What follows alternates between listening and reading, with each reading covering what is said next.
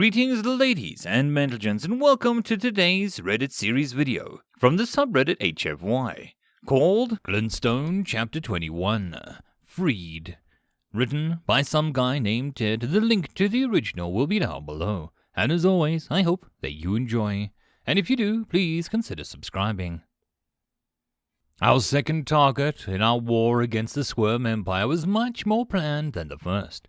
The slave farm of W.R.E was widely regarded as one of the worst places in this section of the galaxy. Remote as though it was, a pit of misery and despair, we intended to cleanse it, to burn out the infection that was the swarm.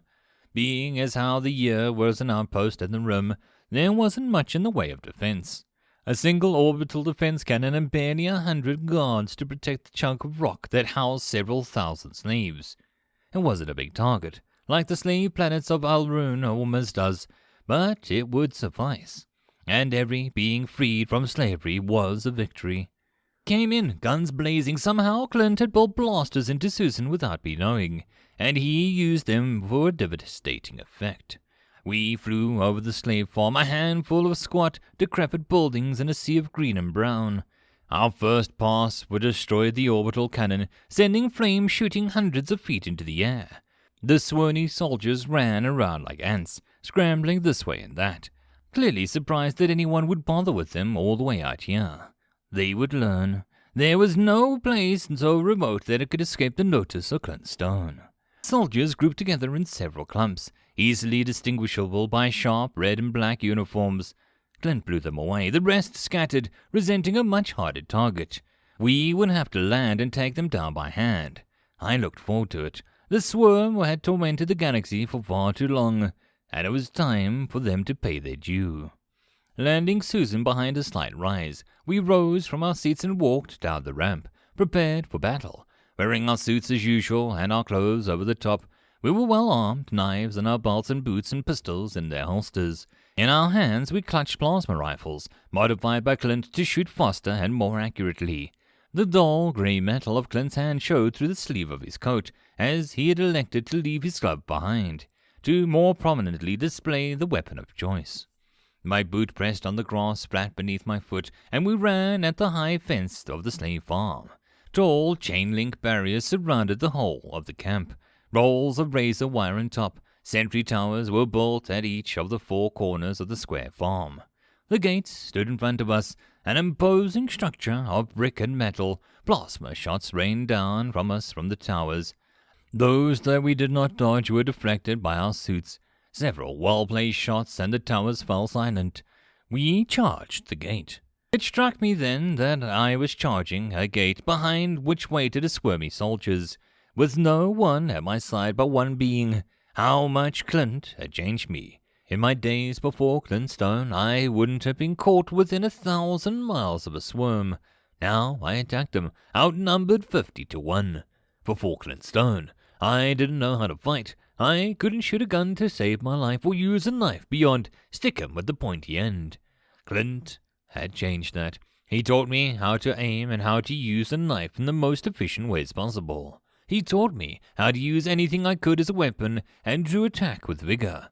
The best defense is a good offense, he told me. But Clint had done more than teach me how to fight. He taught me to control my fear. After a particularly vicious fight on some thugs in a back alley, I had asked him how he was so fearless. He told me that he was scared crapless. He told me that the fearless man is a dead man, and so he told me bravery is to control your fear, not the absence of it. I had changed from a thief who ran from everything to a warrior who marched into danger, head held high.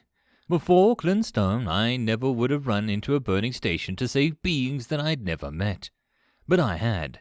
I would never have attacked bounty hunters, even to save a friend. But I had. I would never have charged into a garrison of swarmy soldiers to save beings from slavery. But I was.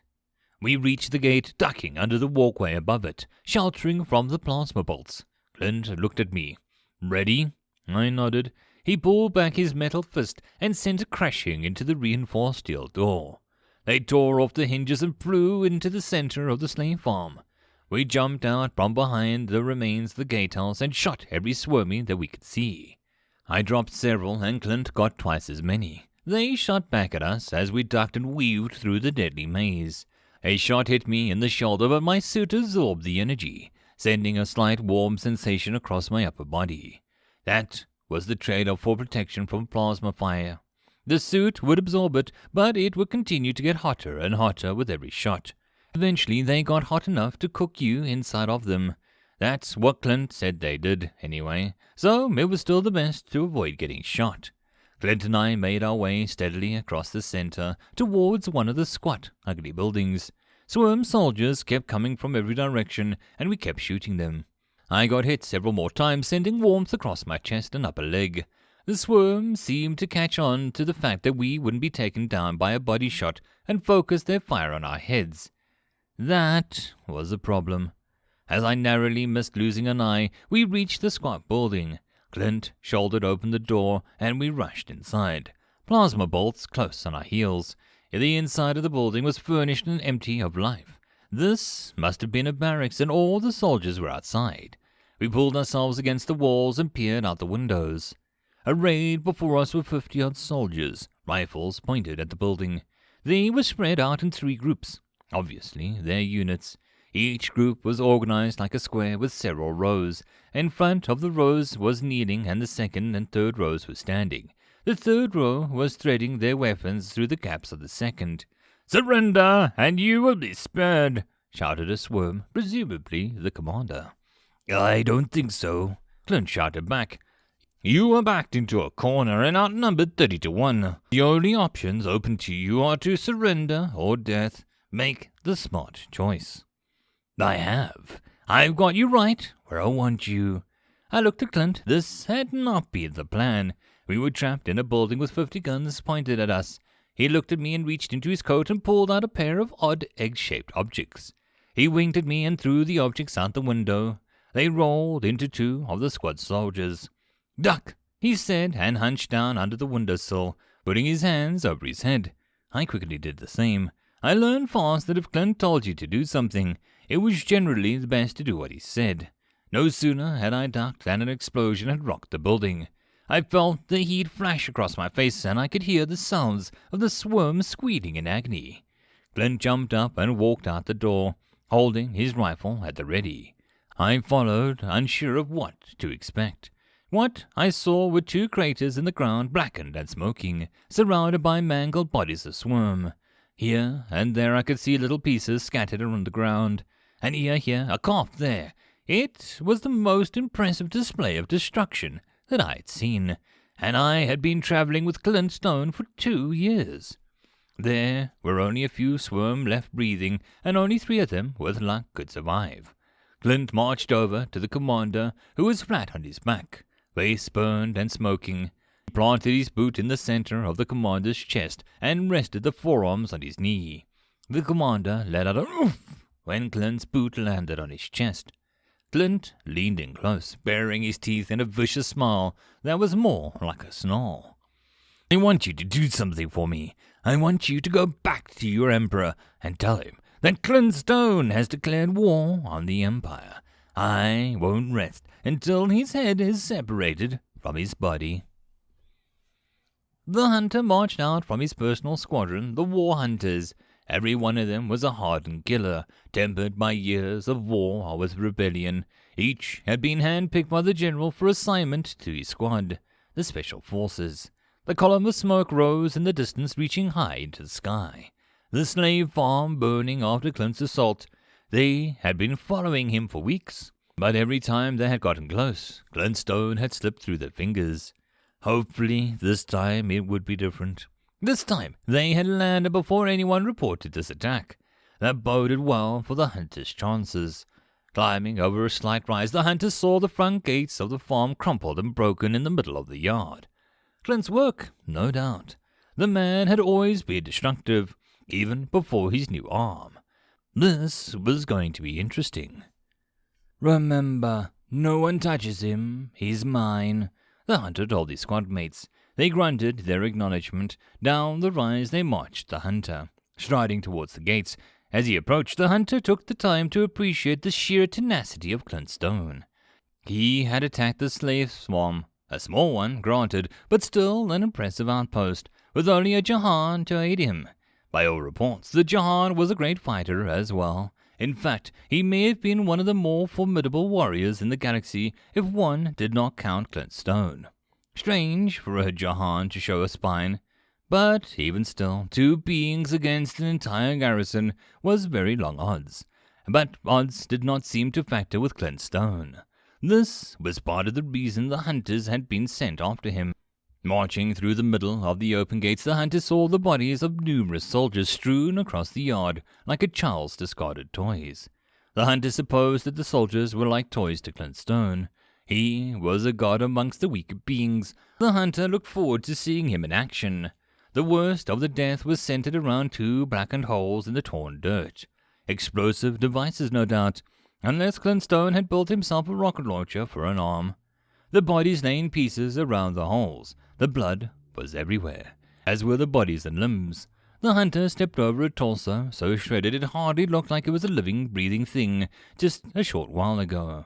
The hunter saw a large being standing over another being, boot pressed against the chest. It was Clint Stone. His search was over. "Clint Stone!" shouted the hunter. His head snapped up and he reached for his rifle. Upon seeing that none of the beings in front of him had raised their weapons, Clint Stone relaxed his guard a bit. The Jahan did not, keeping his rifle trained on the hunter's face. When the hunter cast his front right eye on the Jahan, he saw a glimmer of recognition. "Jim?" asked TEDx. He seemed surprised. Jim Mulflenny was not nearly as surprised that the Jahan had remembered his name, but it was slightly surprising, considering the last time that they had met was almost 2 years ago. Jim could still remember the Lord Fuzi and how Clint Stone had taken it down. "Jim, what are you doing here? And who are these beings?" Clint Stone asked, waving his hand to indicate the war hunters behind him. "We are the Special Forces of Rebellion, and we have come to ask you a question. Will you join the rebellion against the Swarm Empire and see this galaxy freed from its tyranny?"